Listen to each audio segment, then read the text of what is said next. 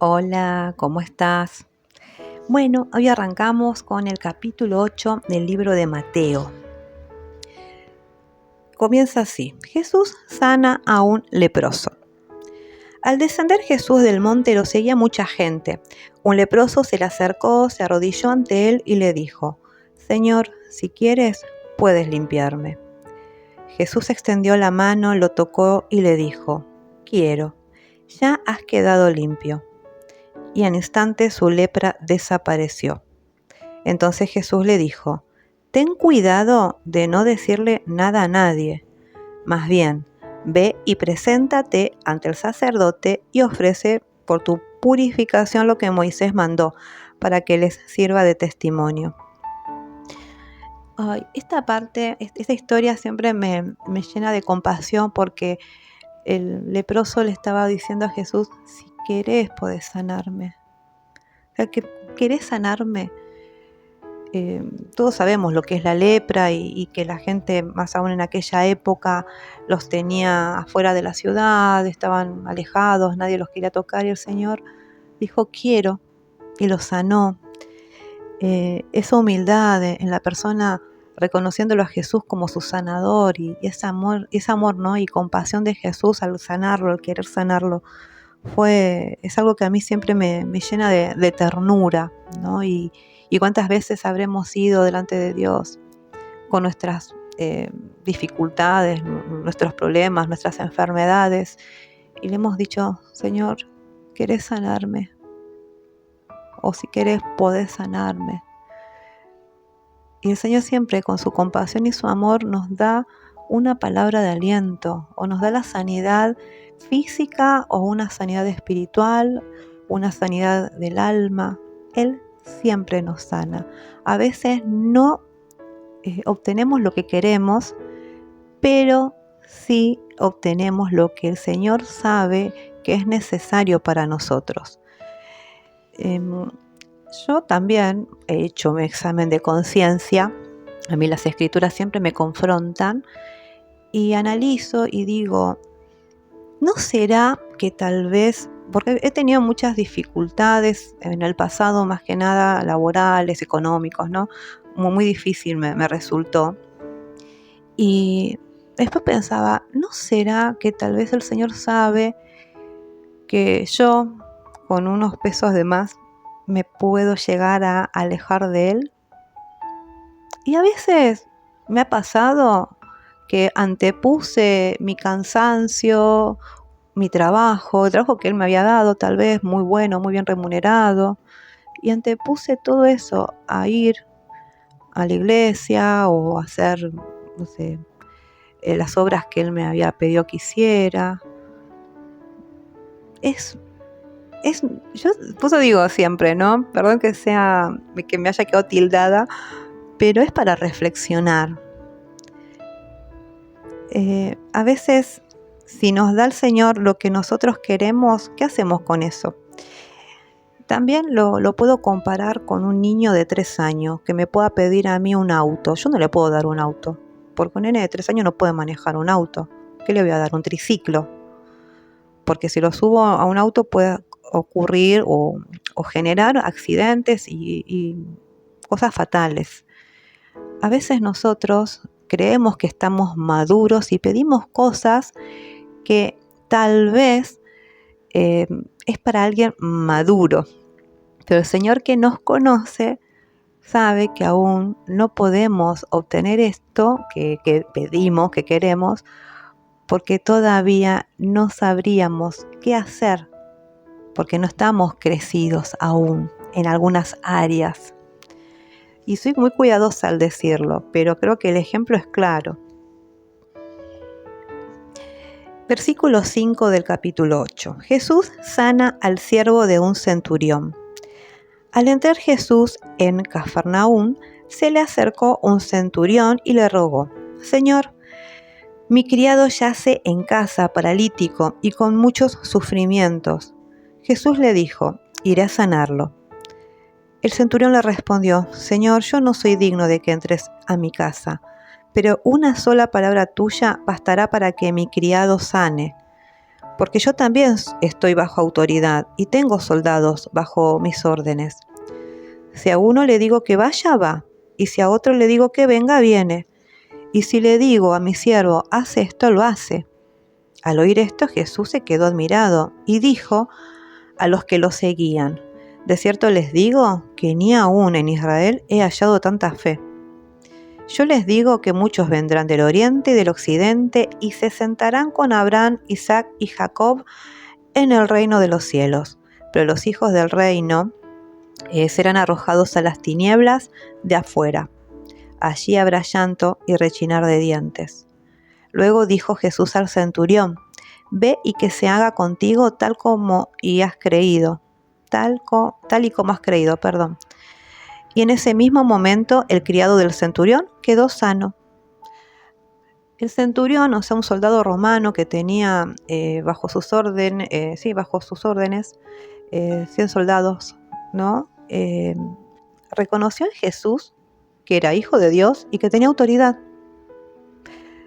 Él le dijo: yo sé que una palabra tuya va a bastar para sanar a mi criado, a mi empleado.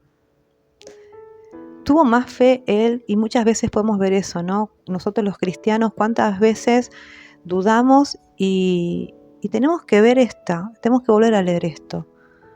Una palabra suya va a bastar para sanar. Él tiene la autoridad, Él es el que pone, el que saca, el que permite. Tenemos que creerle a Él y pedirle a Él. El centurión no fue a sus dioses. Tengamos en cuenta que los romanos eran paganos. No acudió a sus dioses, y miren que tienen muchos dioses, como los griegos, dioses para todo, igual que los egipcios. Él directamente fue al dador de vida, fue a Jesús. Así que es muy interesante esto para leerlo, analizarlo y reflexionarlo. Versículo 14. Jesús sana a la suegra de Pedro. Jesús fue a la casa de Pedro y encontró a la suegra de éste postrada en cama y con fiebre. Cuando Jesús le tocó la mano, la fiebre se le quitó. Entonces ella se levantó y los atendió.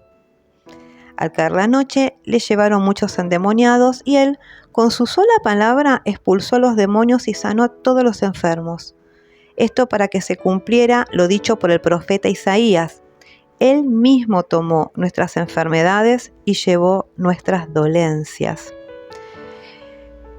Qué interesante que es este versículo, estos versículos. Jesús le tocó la mano y le quitó la fiebre y ella se levantó y lo atendió. ¿Cuántas veces el Señor obra milagros en nuestras vidas? Muchos obra milagros en nuestras vidas, y nosotros, después que estamos contentos y felices, nos olvidamos de Él. La suegra de Pedro se sanó y ¿qué hizo? Lo sirvió. Es lo que yo siempre digo que quiero hacer y no fallar. Así como Él sanó a mi hija, yo estaba, como dicen, arrodillada pidiendo clemencia. Recibí la sanidad de mi hija en un momento con el tema de su accidente, que lo digo en mi testimonio. Y bueno, acá estoy sirviéndolo en lo que pueda, en lo que Él decida. Es sí y amén. Versículo 18. Al verse Jesús rodeado de tanta gente, dio órdenes de cruzar el lago. Entonces se le acercó un escriba y le dijo: Maestro, yo te seguiré a donde quiera que vayas. Jesús le dijo: Las zorras tienen guaridas y las aves del cielo tienen nidos, pero el Hijo del Hombre no tiene donde recostar su cabeza. Otros de sus discípulos le dijo: Señor, permíteme ir primero a enterrar a mi padre. Jesús le dijo: Sígueme y deja que los muertos entierren a sus muertos. El Señor acá nos habla de humildad. Él, cuando dice: no tengo dónde quedarme, yo no tengo una casa, no cuento con un palacio. Por eso siempre veo su vida y digo: tan humilde, tan pobre. si bien no es que uno tiene que hacer un voto de pobreza, pero miremos a Jesús y no perdamos esa humildad, ¿no? Porque cuando Él lo dice de esa forma, a mí me enternece el corazón. Y también cuando le dice este muchacho, ¿no?, que le permita enterrar a su padre, a veces nosotros ponemos excusas. Yo puedo decir, no, mi mamá todavía, no sé, un ejemplo, está grande, te voy a seguir, Señor, cuando mi mamá ya no esté, o te voy a seguir, Señor, cuando mi hija se case, o te voy a seguir, Señor, cuando tenga un trabajo mejor remunerado, o esas son excusas. Seguirle al Señor y todo lo demás será añadido.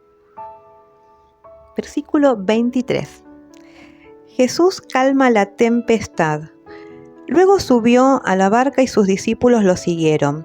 En esto se levantó en el lago una tempestad tan grande que las olas cubrían la barca, pero él dormía. Sus discípulos lo despertaron y le dijeron, Señor, sálvanos, que estamos por naufragar. Él les dijo, ¿por qué tienen miedo, hombres de poca fe? Entonces se levantó, reprendió al viento y a las aguas, y sobrevino una calma impresionante. Y esos hombres se quedaron asombrados y decían, ¿qué clase de hombre es este que hasta el viento y las aguas lo obedecen? Muchas veces sentimos que estamos atravesando situaciones muy, muy difíciles y muy dolorosas y que Jesús está durmiendo. Pero Jesús no duerme. No perdamos la fe. ¿Cuántas veces le dijimos, Señor, despertate, no ves que estoy mal, no ves que me siento fatal? ¿Dónde estás? Él siempre está. A veces las situaciones nos acobardan, pero también están para forjar nuestra fe.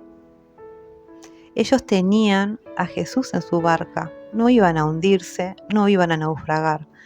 Iban a estar los vientos, las aguas, pero no iban a naufragar porque estaba Jesús con ellos. Cuando nosotros entendemos que Jesús está con nosotros, todo lo que nos sobrevenga no nos va a hacer daño, no nos va a afectar, porque Él está con nosotros. Él está en nuestra barca. No perdamos la fe. Versículo 28, los endemoniados gadarenos. Cuando llegó a la orilla, que era la tierra de los gadarenos, 2 endemoniados salieron de entre los sepulcros y se le acercaron. Eran tan feroces que nadie se atrevía a pasar por aquel camino. Y entre gritos le dijeron, Hijo de Dios, ¿qué tienes que ver con nosotros? ¿Has venido a atormentarnos antes de tiempo? Lejos de ello había un hato de muchos cerdos que pacían. Y los demonios le rogaron, si nos expulsas, permítenos ir a aquel hato de cerdos. Él les dijo, vayan. Ellos salieron y se fueron a los cerdos, y todo el hato se lanzó al lago por un despeñadero y perecieron ahogados. Los que cuidaban de los cerdos huyeron y fueron corriendo a la ciudad, y allí contaron todas estas cosas, incluso lo que había pasado con los endemoniados. Y todos en la ciudad fueron a ver a Jesús, y cuando lo encontraron, le rogaron que se fuera de sus contornos. Creo que esta historia es la más triste para mí, ¿no? Porque estamos hablando de que tuvieron miedo. A veces podemos llegar a tener miedos de cosas, de lo que el Señor hace en nuestras vidas. Tuvieron miedo y decidieron pedirle a Jesús que se vaya, porque habían perdido unos cerdos. No, qué falta de empatía, ¿no? Porque Él había salvado a esas personas de una muerte terrible, porque cuando uno tiene el mal en uno, ¿no? Sobre todo las personas que están endemoniadas, están muertos en vida. Y Él les había dado libertad, y estas personas decidieron seguir en ese lugar oscuro y pedirle que se vaya. Y Él obedeció y se fue. Cuando Jesús llega a tu vida y la ponga patas para arriba, como me pasó a mí que es lo que no me pasó, no lo eches, porque Él se va a ir, porque Él no te va a obligar, Él no obliga a nadie. Él quiere que lo elijas con tu libre albedrío, que lo elijas de corazón, porque querés que Él sea parte de tu vida. Me acuerdo que cuando empecé este camino tenía que hacer el ABC, yo era muy nueva, entonces no me quería bautizar hasta en tanto no supiera de qué estábamos hablando, quería conocer bien. Y bueno, la cuestión es que cuando empecé a hacer el ABC, nunca me voy a olvidar porque eran 8 clases que se hacían en 2 meses. A mí me llevó 6 meses, me pasó de todo. Se me empezaron a reventar incluso las tuberías, me inundé el baño. No, me pasó también con la luz, cortocircuito. No se me quemó mi casa porque Dios es grande. Y para alguien nuevo que querías cumplir el pacto, pero muy nueva, era como decir, ay, no me sale una bien. A eso también había perdido mi trabajo, pero por decisión tonta mía. Y bueno, entonces es como que, y unos temas familiares también. Y yo decía, no, ni una, o sea, no había una cosa positiva que hiciese que yo decidiera quedarme. Y en un momento yo le dije, me iba mejor sin vos, así. Desde que estoy con vos me pasa de todo. Pero así y todo, tuve una muy muy buena líder que me acompañó en ese proceso. Y bueno, ahí estuve batallando. Y bueno, cuando recibí mi ¿cómo se llama? El diploma, porque hice mi ABC, me aplaudieron porque fueron 6 meses. No, terrible. Porque no, parecía a propósito, o sea, me pasaba el día sábado cuando tenía que ir a hacer el estudio ¿no? El estudio bíblico del ABC, de los nuevos, de las nuevas personas que empiezan a caminar en el sendero del Señor. Así que no es fácil, pero no abandones porque te puedo asegurar que lo que viene después es mucho mejor.